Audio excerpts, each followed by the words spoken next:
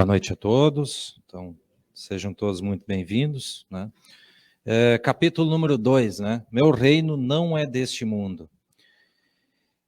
Vamos imaginar agora Cristo andando 2000 anos atrás, passando por um mundo onde existia um império, o Império Romano, que dominava a maior parte do mundo, né?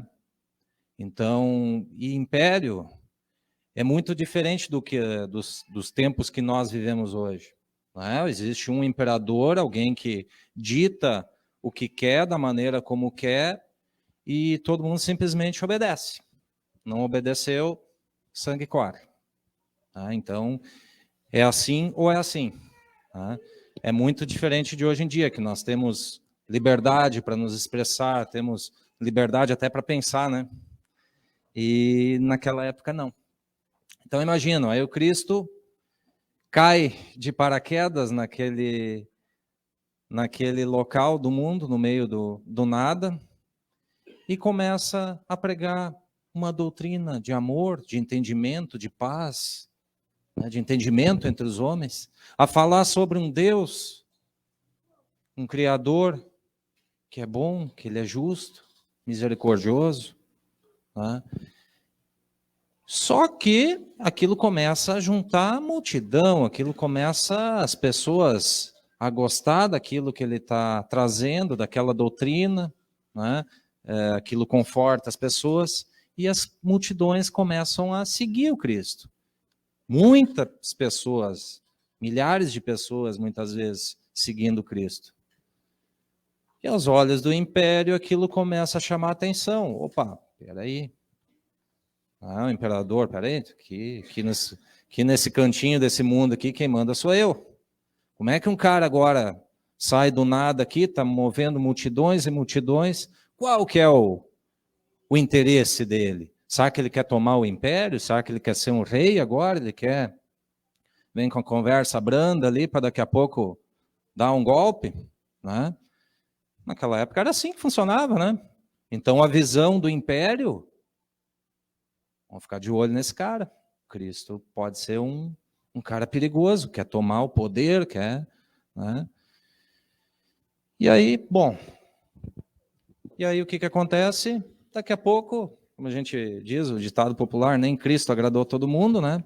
Um dia, né, o povo pegou ele, sob várias acusações, falsas acusações, e levaram então até o pessoal do império, né? Chegou até Pilatos, né? E aí, faço uma leitura agora aqui. E aí Pilatos, né, tornando a entrar no seu palácio e tendo feito vir Jesus, lhe diz, né, uma pergunta bem sacana, assim, tentando achar logo uma resposta que fosse o incriminar para logo executar ele, né?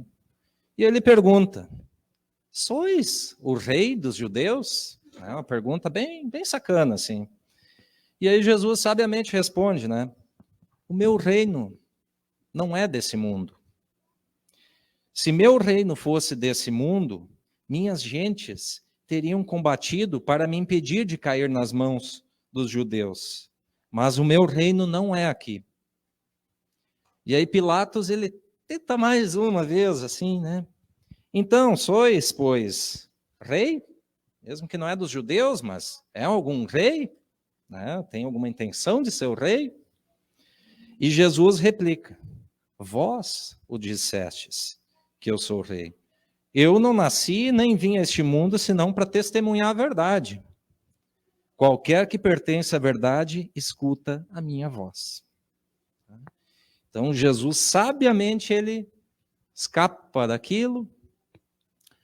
E aí Pilatos vai lá para fora, né, na frente de todo o povo. Ó, não encontrei acusação nenhuma nesse cara aqui. Não tem, não, né? Mas o povo bruto naquela época, não, nós queremos que ele seja condenado. E aí ele ainda tenta uma última colher de chá para o Cristo. Então, fazer vocês decidirem. Quem que vocês preferem que eu solte? Cristo ou o Barrabás, que era o bandidão, que era um assassino, alguém muito perigoso na época? E aí o povo escolhe Barrabás para ser livre. E o resto da história vocês já conhecem. Tá? Pois bem, mas e aí? Cristo falou que o reino dele não é deste mundo. Né? Mas quando a gente volta na história, né, a gente vai para o tempo de Moisés, que foi um pouquinho antes, né, uns milhares de anos antes. O Moisés estava lidando com um povo bastante atrasado, moralmente, intelectualmente, era um povo muito bruto, né? Era olho por olho, dente por dente, né? Era muito complicado lidar com aquelas pessoas. E aí Moisés traz aquela questão de que nós temos um Criador, nós temos um Deus único, né? Mas para conseguir tentar até botar um pouquinho de ordem naquele povo na época, acaba tendo que ser um pouco mais duro, um pouco mais ríspido. Então, se vocês pegarem o Evangelho, o Antigo Testamento, por exemplo, vocês vão ver uma imagem de Deus que é um Deus vingativo, é um Deus que parece que está sempre zangado. Né? E algo muito importante. Dentro deste conceito, Moisés ele deixa muito bem claro para as pessoas de que o que eu fizer nessa vida, aquilo que eu plantar, eu vou colher. Né? Que é uma lei natural. Né? Aquilo que eu planto, eu vou colher. Se eu plantar coisas boas, eu vou colher coisas boas. Se eu plantar coisas ruins, vou colher coisas ruins lá na frente. A questão toda é a seguinte: dentro dessa visão de Moisés, eu planto nessa vida e colho nessa vida. Então, se eu sou uma boa pessoa, se eu estou lá, tem os 10 mandamentos, né? Se eu sigo os 10 mandamentos, tudo certinho ali e tal, sou uma boa pessoa, consequentemente a minha vida vai ser tranquila, né? Não vou ter maiores problemas, né? Algo, se eu respeito aqui o meu colega, tal, ele também vai me respeitar. Agora eu dou um tapa na orelha dele, ele vai me dar um tapa na minha orelha. Quer dizer, tudo na mesma existência, na mesma vida, se resume. Quando chega Jesus, vocês podem olhar, todo o evangelho, ele sempre vai tratar, vai retratar, vai falar sobre a vida futura. Tá? Essa é uma grande diferença. Fala do mesmo conceito. Aquilo que eu planto, eu vou colher. Mas não necessariamente eu vou colher nessa vida. Não necessariamente eu vou colher nessa existência. Né? E isso muitas vezes a gente vê os exemplos. A pessoa sacaneou todo mundo, né? E passou impune a vida inteira e tal, morreu, desencarnou. Cadê a justiça? Mas dessa lei ninguém escapa. Não colheu nesta vida, mas numa vida futura não tem como escapar. A colheita ela é obrigatória, sejam coisas boas, sejam coisas ruins. Certo? Então, essa é uma grande diferença que o Cristo vem trazer. A questão da vida futura, a questão da colheita da vida futura. Mas aí a gente vê o seguinte, né? O Cristo fala, o reino dele não é deste mundo. Mas a gente olha esse mundo, né? Nesse mundo atual que a gente pega, a gente precisa respeitar as pessoas e não cabe a nós julgar ninguém. Agora, tem pessoas que se sentem muito bem nesse mundo, se sentem confortáveis nesse mundo, acham esse mundo justo, acham confortável. Né? E não cabe a nós julgar. Né? Muitas vezes a gente vê nesse mundo pessoas que estão satisfeitíssimas, que buscam o quê? Riqueza, né? Bens materiais, poder. Né? Quanto mais dinheiro eu tenho, mais eu compro o que eu quiser, eu mando e desmando. Né? Quanto mais poder eu tenho sobre pessoas, eu mando em mais pessoas, mais o meu ego incha, né? Então, tem muitas pessoas que se satisfazem com isso, com os prazeres mundanos. E para eles está tudo bem. Esse é o mundo ideal, o mundo perfeito. Nós temos que respeitar. Né? Agora, tem pessoas que não se aceitam perfeitamente neste mundo. Eu sou um. Não me aceito, não estou no lugar que eu gostaria, que eu acho o lugar ideal, perfeito.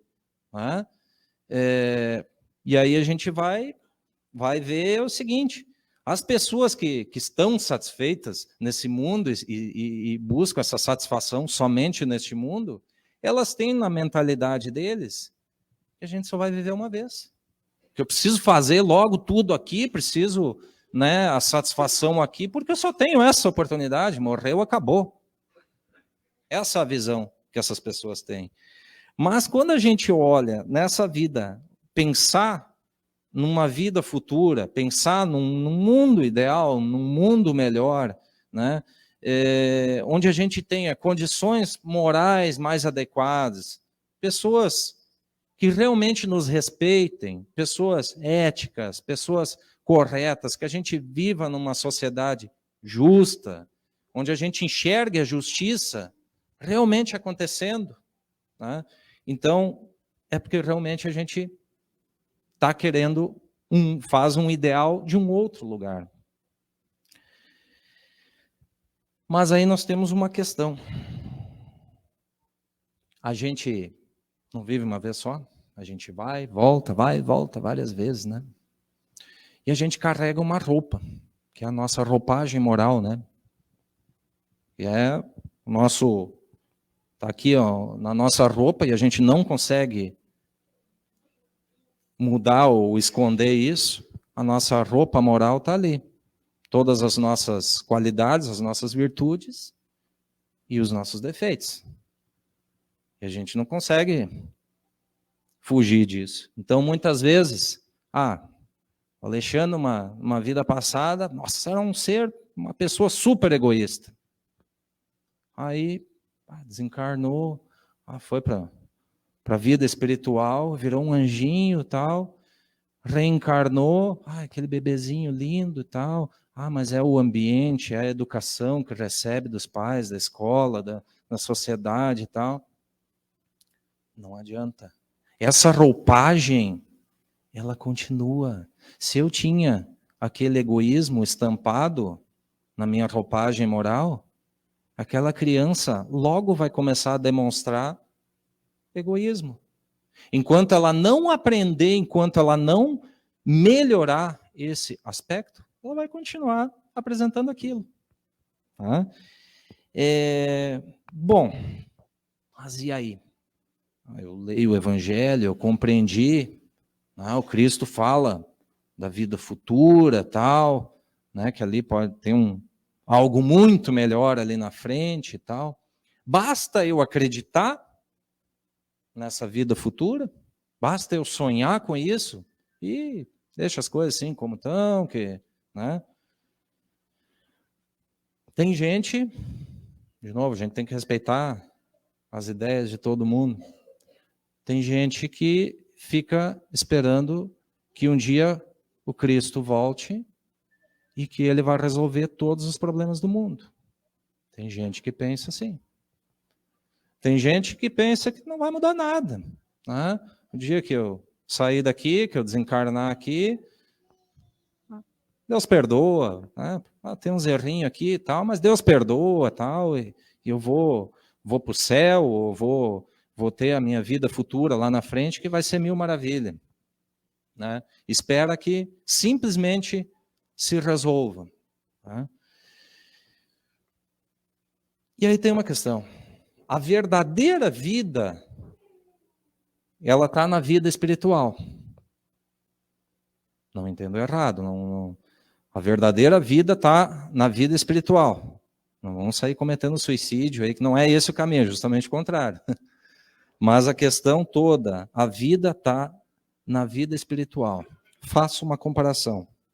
Porque a Terra, ela é um mundo, ela é um local de provas e expiações. Aqui onde a gente é realmente colocado a todo momento. Vocês já perceberam que a gente sempre tem alguma coisa para resolver? A gente sempre tem algum desafio, para não dizer problema, para resolver. Já perceberam que a gente não consegue aqui ser feliz 100% do tempo? Por mais que seja uma pessoa super otimista, eu veja com bons olhos tudo, eu olho o lado positivo de tudo, mas eu não consigo ser feliz 100% do tempo. A gente recebe umas migalhinhas de felicidade, parece que é um combustível para incentivar, para que a gente corra atrás da felicidade plena. Mas não é aqui. Ainda não é aqui.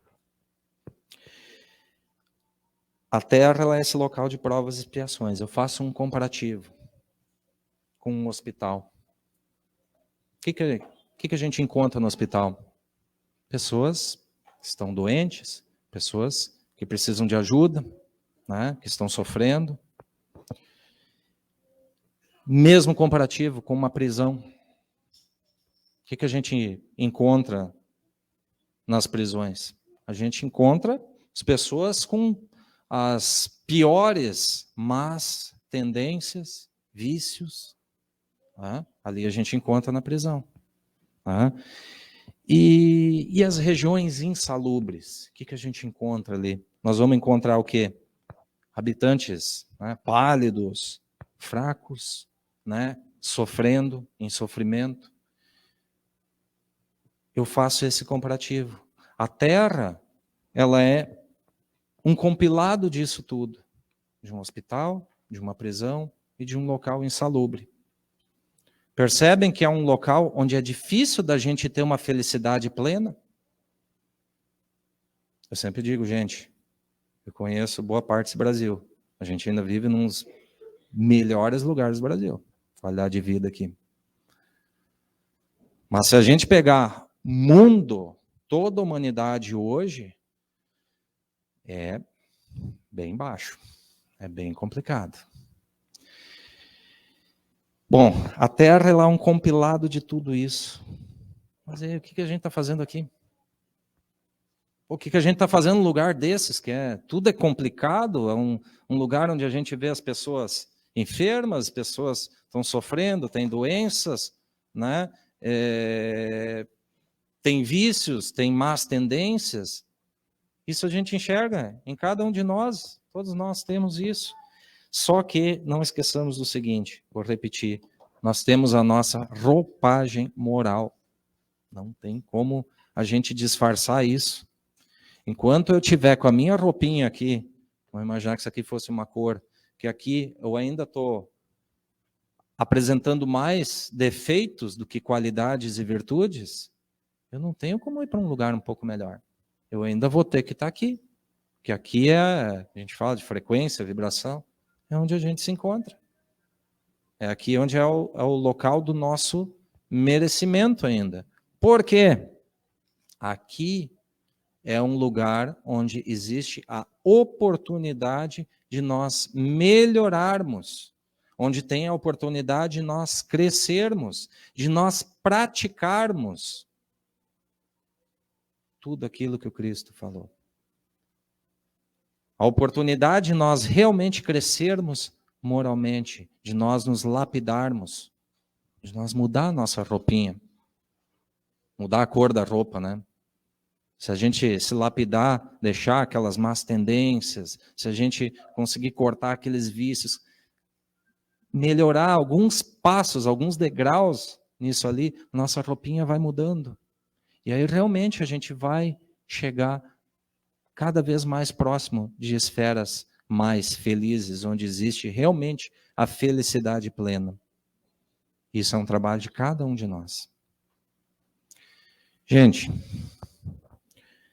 peço sempre, façam sua leitura, sempre a gente tira um aprendizado a mais, alguma conclusão a mais.